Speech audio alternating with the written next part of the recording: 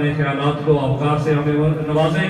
ان کے آنے سے قبل نعرہ تکبیر، نعرہ رسالت، نعرہ رسالت، علماء اہل سنت.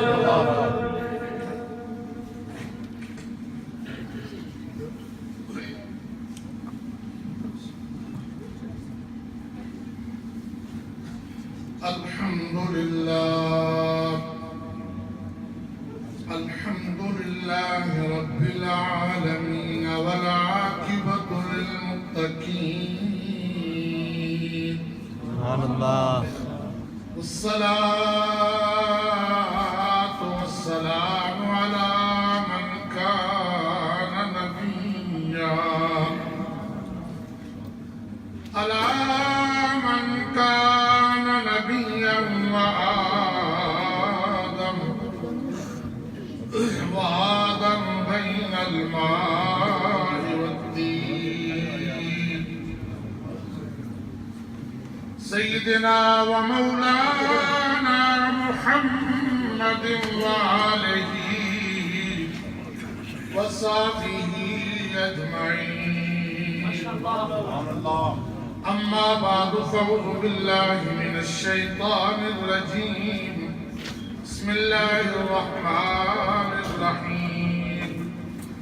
اليوم أكملت لكم دينكم وأتممت عليكم نعمتي ورضيت لكم الإسلام دينا. آمنت بالله صدق الله مولانا العظيم. إن الله وملائكته يصلون على النبي يا أيها الذين آمنوا صلوا عليه وسلموا تسليما.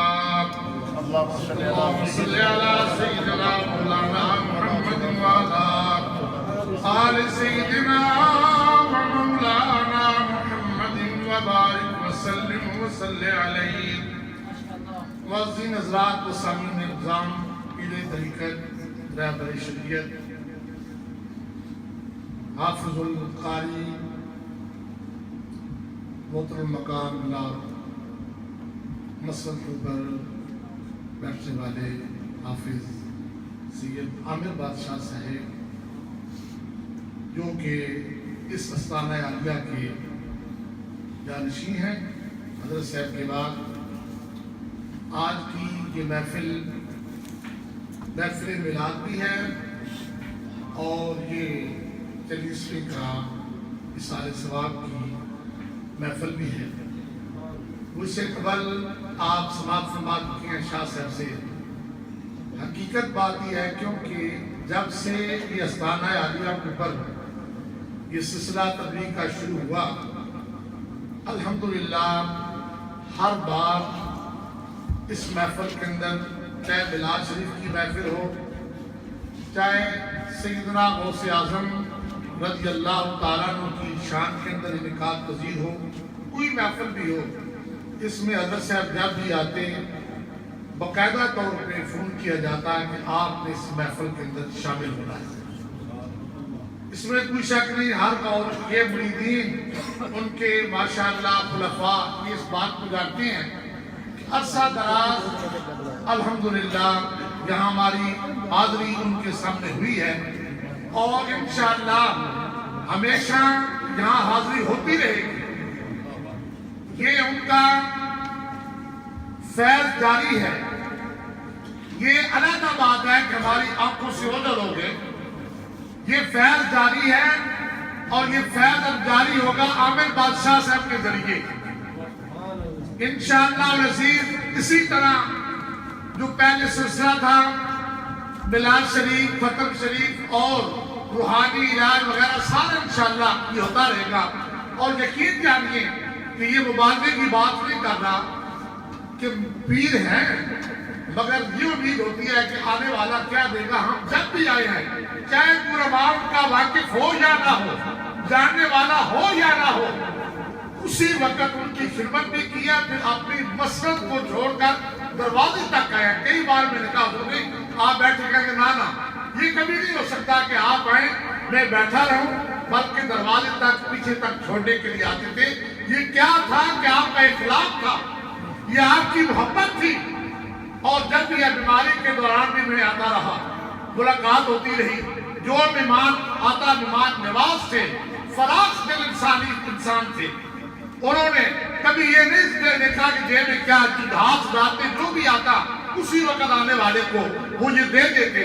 اور کھانے میں پینے میں پلانے، جہاں آستانے عالیہ کے اوپر یہ خادم صاحب بیٹھے ہیں. کل تقریباً کل یا پرسوں سے بات ہو رہی تھی مسجد میں ٹاؤنلینڈ کے اندر کہ میں نے ذکر کیا کہ وہاں محفل ہے. کہنے لگے میں وہاں بھی گیا ہوں، وہاں بھی جا کر آستانہ عالیہ دیکھا ہے. وہاں بھی الحمدللہ یہ نہیں کہ لنگر کی بات روٹی کھلائی جائے یا جو غریب ہے اس کا الگ، غریب کا الگ نہیں. وہاں بھی فراخ دلی کے ساتھ جو آپ کھاتے ہیں اپنے مریدوں کو اور طالب علموں کو بھی وہی کھلایا جاتا ہے. تو یہ کم ایسے آدمی ہوتے ہیں. اور پھر آپ آ کر بریڈ فورڈ کے اندر بہت سے ایسے دوست ہیں جنہوں نے پہلے داڑھی نہیں رکھی ہوئی تھی، اب انہوں نے داڑھی رکھ لی ہے، اب نماز پڑھ رہے ہیں. یہی ہوتا ہے کہ دین کی طرف کسی کو لگانا. اللہ پاک یہ سب کو یہ توفیق عطا فرمائے کہ آپ آستانہ عالیہ کے ساتھ پہلے کی طرح وابستہ رہیں اور یہ صاحبزادہ صاحب کے ساتھ اور عامر بادشاہ صاحب کے ساتھ آپ اسی طرح تعاون رکھیں اور اسی طرح اس محفل کو یعنی ہمیشہ کے لیے جیسے میلاد منایا جاتا ہے، محفلیں کی جاتی ہیں، آپ تعاون فرماتے رہیں. محفل میلاد کے اندر تو آپ بڑی کثرت کے ساتھ سرکار دو عالم کی محبت کے اندر محفل کا انعقاد کرتے اور ہمیشہ کے لیے. اور بڑے بڑے پاکستان میں بڑی بڑی محفلوں کے اندر وہاں جا کر آپ کی صدارت ہوتی، وہاں محفلیں ہوتی. اللہ والے وہی ہوتے ہیں کہ جو دین کی طرف لگا دے. پھر وہ قرآن کے قاری، حافظ، عالم، جب کوئی حدیث عالم پڑھتا تو آگے سے پڑھنا شروع کر دیتے، جب کوئی قرآن پڑھتا تو ساتھ قرآن پڑھنا شروع کر دیتے. علماء صاحب یہی بات ہے. میں یہ وہ باتیں کر رہا ہوں کہ جو آپ نے سنی ہیں. ہم حدیث پڑھتے آدھا حصہ پڑھتے آگے وہ تلاوت کر دیتے، ہاں یہ فلاں نے لکھا ہے، یہ فلانی جگہ کے اوپر یہ اس بات کا ذکر کیا گیا ہے. اللہ پاک نے یہ حصہ بھی دیا، اللہ نے یہ کہاں بھی دیا.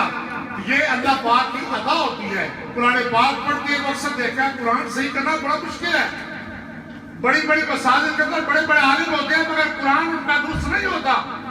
کتابیں پڑھی ہوتی ہیں، عالم ہوتے ہیں مگر ان کے پیچھے نماز پڑھو تو ایسے ہی پڑھتے ہیں جیسے عورتیں پڑھتی ہیں. مگر وہ قرآن پڑھنے کے اندر اس طرح قاری قرآن پڑھتے ہیں، اس انداز کے ساتھ وہ قرآن پاک پڑھتے. اللہ پاک کی بارگاہ کے اندر دعا ہے اللہ ان کی قبر کے اوپر ہزاروں رحمت نازل فرمائے. اللہ والا مرتا نہیں بلکہ ایک مقام سے دوسرے مقام میں تبدیل ہو جاتا ہے. ڈاکٹر صاحب اقبال صاحب آپ تو جانتے ہیں اس بات کو. اللہ والا مرتا نہیں، یہ کس نے لکھا ہے؟ تو یہ کہہ لے قاری صاحب ویسے کہہ گئے اشرف علی تھانوی صاحب نے یہ لکھا ہے. یہ دیوبندیوں کے حکیم الامت ہے، انہوں نے اس بات کو نقل کیا کہ اللہ کا بندہ مرتا نہیں بلکہ ایک مقام سے دوسرے مقام کے اندر وہ تبدیل ہو جاتا ہے. مرتے ان کے ہیں، مرتے دوسروں کے. ہمارے اللہ کے بندے مرتے ہیں، نام ولی مرتے ہیں نام نبی مرتے ہیں. مرنے والے مرتے ہیں لیکن فنا ہوتے نہیں. یہ حقیقت ہے کہ ہم سے جدا ہوتے نہیں. اللہ کا بندہ میاں مرتا نہیں، اللہ کرنے والا میاں نہیں مرے گا بلکہ وہ تو زندہ ہوتا ہے.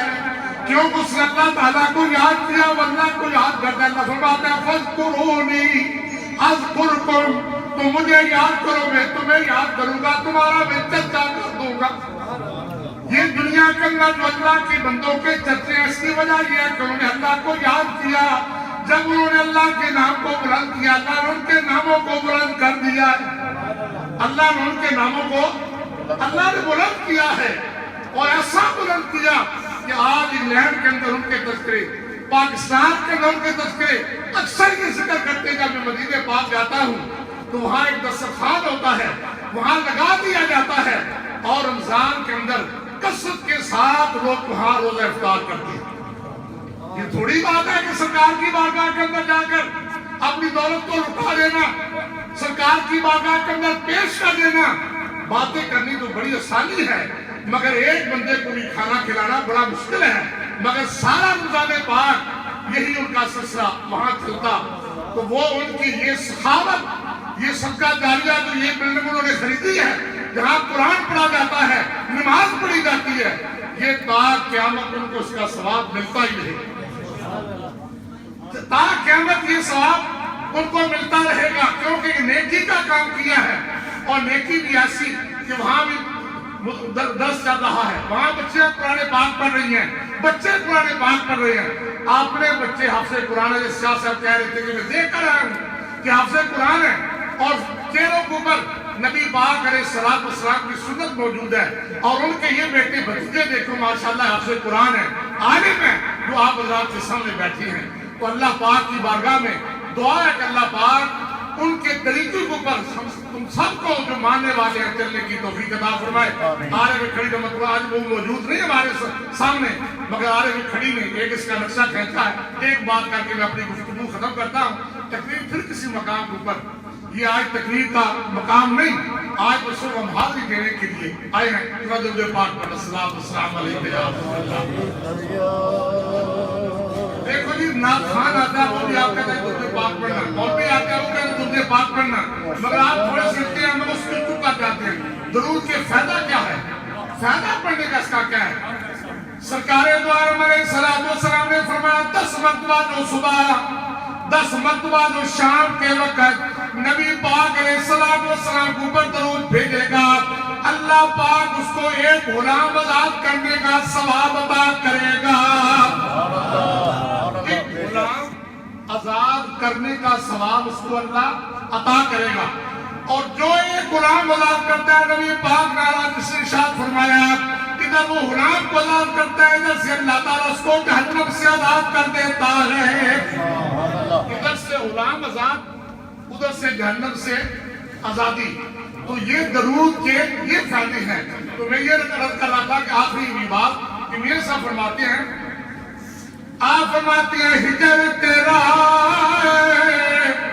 پانی مانگے دیکھو نینا دے گیڑا،